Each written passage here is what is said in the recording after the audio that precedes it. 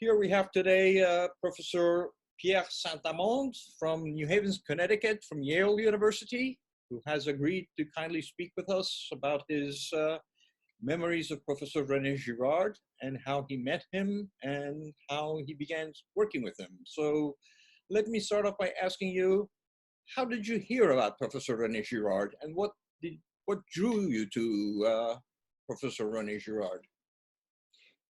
Well, you know, I was an undergraduate at the University of Montreal, and I decided to pursue graduate studies. And I applied to two schools in the United States, one of them being the Johns Hopkins University, the way it was called then. So I discovered Girard, René Girard, by entering Johns Hopkins and joining the French, it was the Romance languages department at that time. The only thing that I remember, one of the things that I remember doing preceding my arrival at Johns Hopkins was to purchase Violence and the Sacred at a Montreal bookstore before leaving. So it was one of the books that I had. And I, you know, I took a class with him. I took several seminars with him while at Johns Hopkins. Although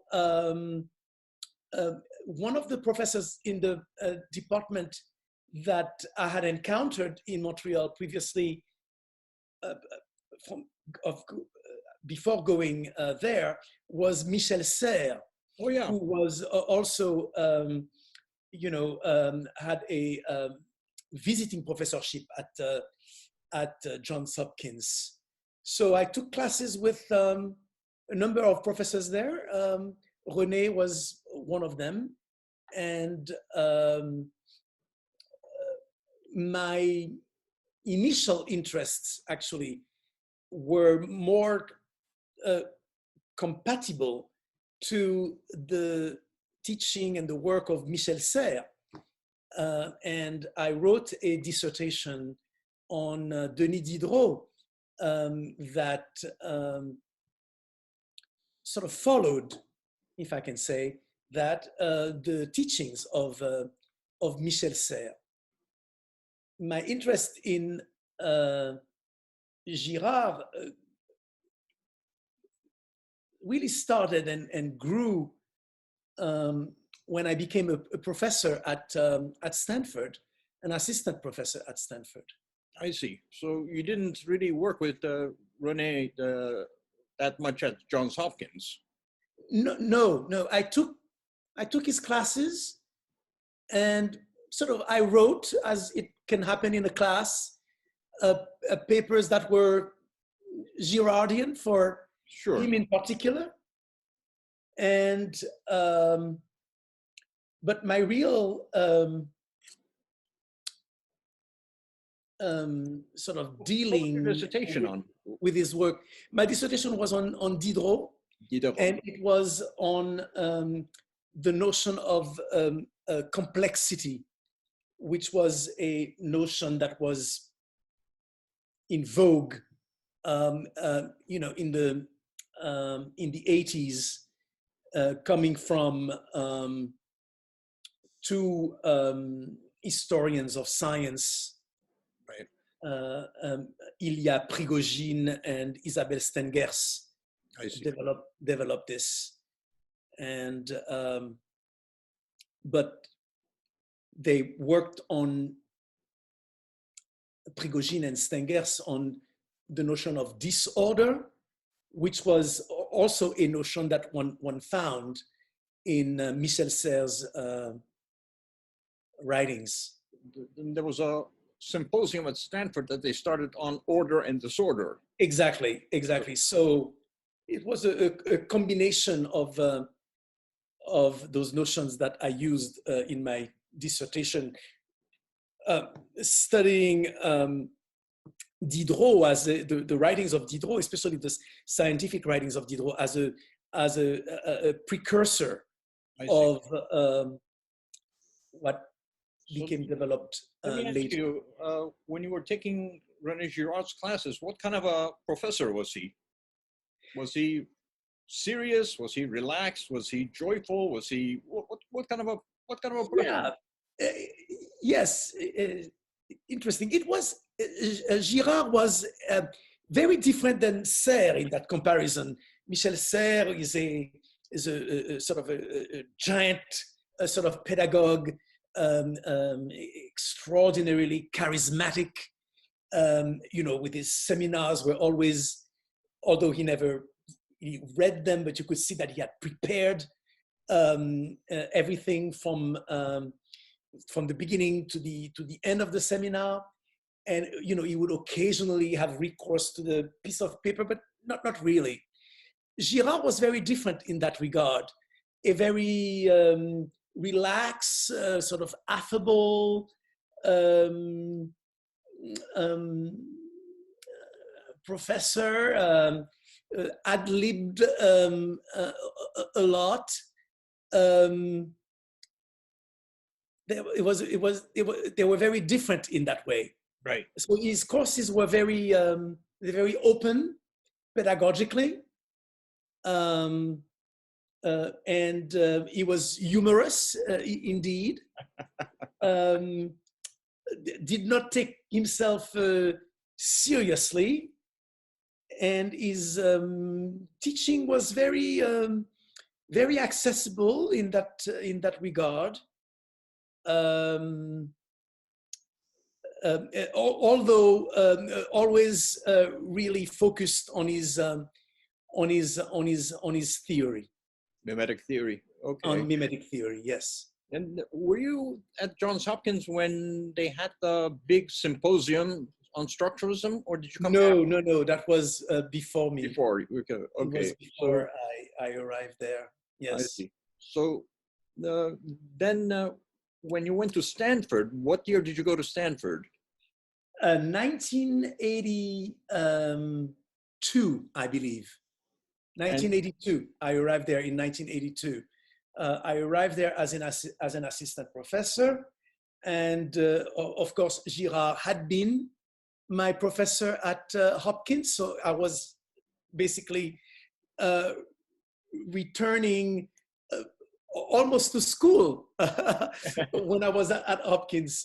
When I went to Stanford, of course he was my colleague, a very wonderful colleague, and this is when I started really working more closely with him, and I read very seriously Des choses cachées depuis la fondation du monde, which transformed my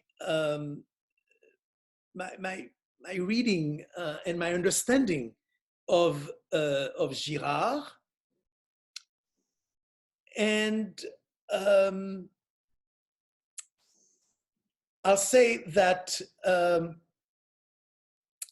it not just my relationship to Girard, but also my relationship to religion, frankly, and to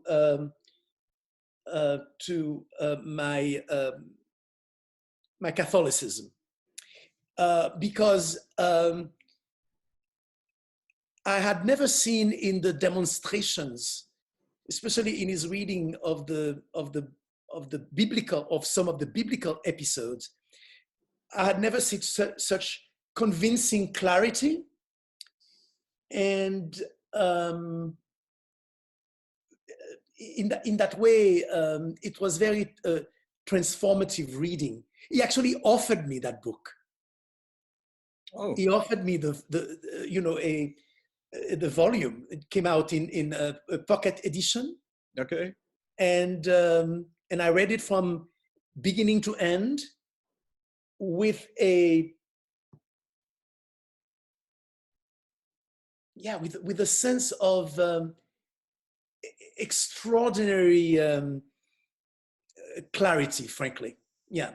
Was it difficult for you, though, given the fact that it had anthropology and it had psychology and it had Bible, it didn't have anything to do with what you were studying before. That's true. But I was already used to having read Violence and the Sacred.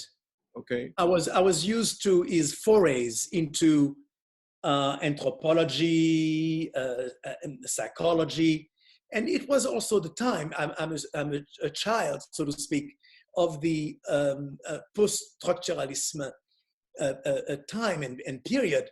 Therefore, I delved into, I had read Lévi-Strauss, I had read Freud, I took classes on Freud and Lévi-Strauss. So it wasn't very complicated for me to be reading in those mode theories. Yeah. Right. So Things Hidden in Century. That was the book that also transformed me. Oh, really? Yes, absolutely. Interesting. It seems like Things Hidden has been the key book that has transformed a lot of people. When I do these interviews, a lot of people talk about Things Hidden since the foundation of the world being the key book that has transformed people. Yes, yes. The reading of the story of Solomon and the kids that are being fought over by the two mothers, yes. I think was illuminating for me.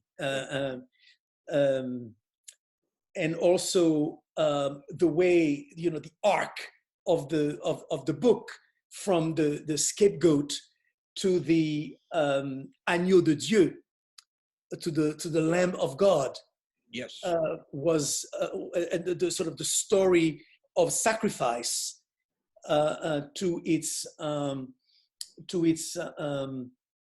sort of the ultimate sort of refusal or éloignement was, for me, convincing in its sort of arc. Right. It just made sense. Right. To me, and sort of appeared as a kind of indelible truth. That's the way I perceived it, and that's why I was, I think, transformed by it. Fantastic. It sort of imposed itself, right, as a kind of irrefutable, not indelible. I meant to say irrefutable truth. When you were a colleague with him, did you ever discuss it with him? Did you have conversations with him about it? I don't know if I exactly did, but there's something more interesting that I wanted to tell you. The way that I became, without knowing, sans le savoir, we would say in French, a kind of Girardian. Because when I was at Stanford, we had sort of very hot summers often. And René very kindly would let me come to his swimming pool. And that was, we were always, very friendly, and we had conversations. He loved to talk about actuality and news. And so we always delved into many conversations. And so that would continue, of course, next to his pool. We discussed books, and I did not realize that all that time that I spent going to his pool was kind of how to say it exactly. There was a secret pedagogy that was put in place that left me, in the end, a learned Girardian. Of course, that was, as a result of my own sort of approfondissement, a deepening of his of his theory. As I told you, he gave me that Des choses cachées. I took him home, read the whole thing, and but over this preparation came this friendly pedagogy. Right. You were friends, essentially. It was We were friends, yes, and I am a friend who became a student, without knowing, sans le savoir. Yeah. He was very generous. And very, yes. And I have been a Girardian ever since. And I reread him very often. And he is also someone that I would call when I'm dealing with a text that I wanted, when I'm teaching the text, to give a Girardian interpretation. You know, I would call him, and we would discuss my ideas. And you know, I continued those conversations until when he became ill and he could not speak anymore. But right, that's not so far away. Right.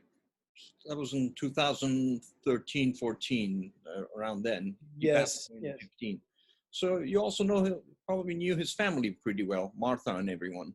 Yes, I know the children. I know Martha. Yes, I know everyone. They were always, you know, the Girards were always very kind. You know, I lived not too far from where he lived, and I would go, as I was just telling you, to use their pool. And when I left Stanford, I always came back to visit with them, and I have had dinner in their homes. Yeah, I know all the children, and I know Martha, of course, very well, with whom I often spoke to go to René when I called by phone. Yeah, so wonderful. Do you remember any advice he ever gave you, Pierre? Personal advice or professional advice? I've received, there is one book that I was writing where I would bring him, you know, the chapters, sometimes part of the chapters, and he would read and, you know, give me advice, and because he knew it was my book on seduction, on the 18th-century novel, and he knew most of those novels, and he would discuss with me. He would give me advice and piste, you know, right. things to pursue. Okay. Yeah. But he didn't give you any advice when you became the department chair at Yale? No, Okay. not really. No, not really. Wonderful. Okay. Not really. No, our relationship was much more sort of intellectual. He's not someone who really showed the bureaucratic aspect of the university. Right. Any real interest, I think. Sure. At least not with me. No. He wasn't interested in that. He was always interested in more the personal and the intellectual. Absolutely. Yeah. That's right. So very good. Excellent. What would be your favorite book of his? My favorite book of his. It remains, for all the reasons that I gave you earlier. I think Des choses cachées. Des choses cachées. Depuis la fondation du monde, which is an immense work in my view. You know, the type of books when you read and you say, of course. Of course. You know, leaves you, Aha. without words, Right. and inspired, forever inspired. Right. So that's my favorite book of his. Although I am always, and I have a particular attachment for having purchased that book before going to Johns Hopkins, Violence and the Sacred. Right.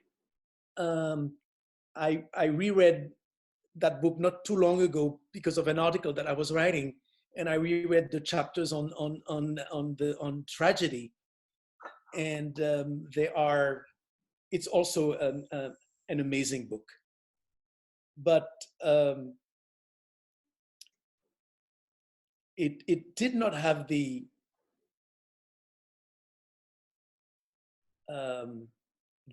force that Des Choses Cachées had for me. What do you think of his last book that came out that was so controversial? Which one that is? Remind me. Battling to the End, on Auschwitz. Yes. Well, that is also a giant of a book, I think. Yeah. More difficult. Yeah. Than the others, and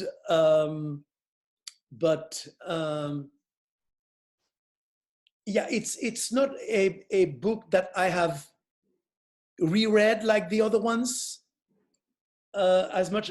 Not too long ago, I was teaching a course on Proust, yes. And I reread the extraordinary chapter on Proust in Mensonges romantique et vérité romanesque. Extraordinary. Right. And I was comparing with other texts, other chapters that I had my student read, from Deleuze and so on. I thought Girard's chapter on Proust was amazing. From the way he goes from the beginning of Proust, the sort of tender beginning on childhood, to some of the aspects of Proust that are more problematical, about Charlus, for example, the somber side of Proust. So he goes to the sort of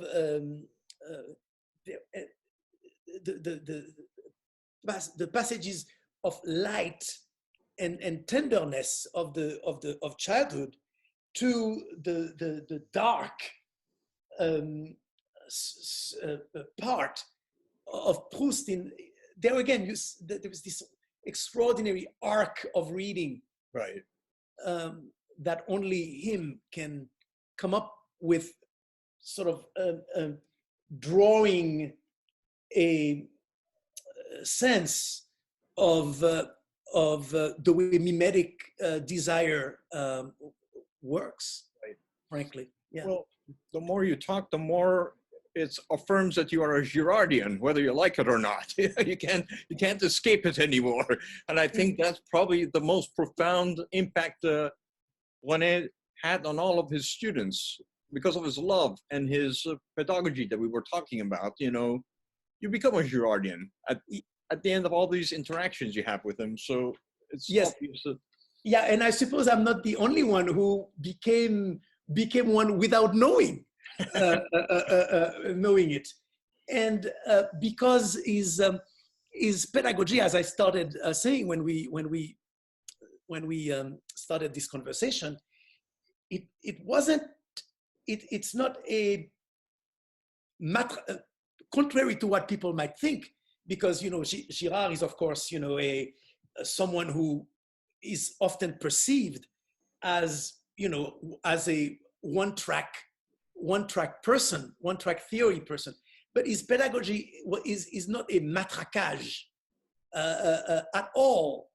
It's very soft, lenient, yet it can have this effect on you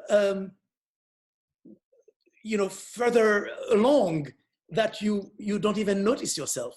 Yeah, absolutely, absolutely. And because it is wrapped into a gentleness and a friendliness that makes a dialogue with him, a conversation with him, even more accessible, frankly. So in terms of one of your best memories of him, you would say would be the time at the swimming pool, probably, right? Yes, that was sweet. Yes, indeed. Yeah, he would go from. I'm not actually a very good swimmer myself, but he would teach me. You know, if I told him once that I was afraid of losing ground, and I remember him telling me what to do. If that is the case, he said, you just push yourself up when you touch the bottom. You just push yourself, and then you'll rise. I remember the trick that he taught me. That was a good thing about René. He would teach you literature and the world and life, everything. Exactly. That was... And all of that sans le savoir. Sans savoir, without knowing it, absolutely. Yeah, there is an 18th century play called Le philosophe sans le savoir. I would say, you know, it's how to call him? Le pédagogue sans savoir, maybe. L'étudiant sans savoir. Et certainement l'étudiant sans savoir. L'étudiant sans savoir. Definitely. Absolutely. Definitely. Okay, Professor Pierre Saint Amand, thank you so much for your time and agreeing to work on this project. And I hope I can meet you in person sometime very soon. Let's hope so. When this terrible pandemic is over. Okay. Yes, and it was lovely to meet you and to speak about René Girard. It brought me a lot of fondness and emotions, frankly, to speak to him again. Well, of him again. His memory lives on, you know, and he's still alive. So we continue to celebrate him in our lives and in our work. So. Yes, I wrote two little articles not too long ago, and there were things that I wrote after his death, and I made a point of acknowledging his death in a way in those two pieces, because one of them he did not know about, but I wrote a small article on Marie Antoinette, and actually a text by Madame de Stael that he speaks of in the book on the war. But I had discussed with him that essay about Madame de Stael, and it's an essay that I taught in some of my classes, and I had concocted a kind of Girardian reading of it, and I remember discussing this text with him on the phone, and finally, when they asked me to write an essay on virtue, actually, I chose this text by Madame de Stael, and I had my notes that I developed into a paper, and in his honor and in his memory, I made sure that I developed to the fullest the mimetic argument that I had found in this text. Where is it published, that article? It came out in an anthology of texts published by an 18th century press. Wonderful. Yes. Wonderful. Yes. Do you have any other Girardians at Yale in your department, or comparative literature? Yes, I have a colleague who is a medievalist, who is also a very, very strong Girardian. Yes. What's the name? Howard Block is his name. In the French department? In the French department, yes. I see. And did he study with Girard? No, he did not study with Girard, but I think he knows the work just by having read it when it, you know, when it came out. So he's a strong Girardian also. He's a strong Girardian also, yes. So you're not alone. No, I'm not alone. No, I'm not alone. You have colleagues you can discuss. Yes, and we actually taught that Proust class together. And he also agreed with me that the piece on Girard was simply sort of withstood the test of time. The test of time. Yes. Well, he was a Girard. He was a big scholar on Proust and Dostoevsky and Cervantes. Yes. All those novelists that he mentioned in Mensonge Romantique, essentially. So. Yes. Okay. Yes. Well, again, thank you very much, and thank you. hopefully Thank you again. talk to you soon. And yes. Thank you.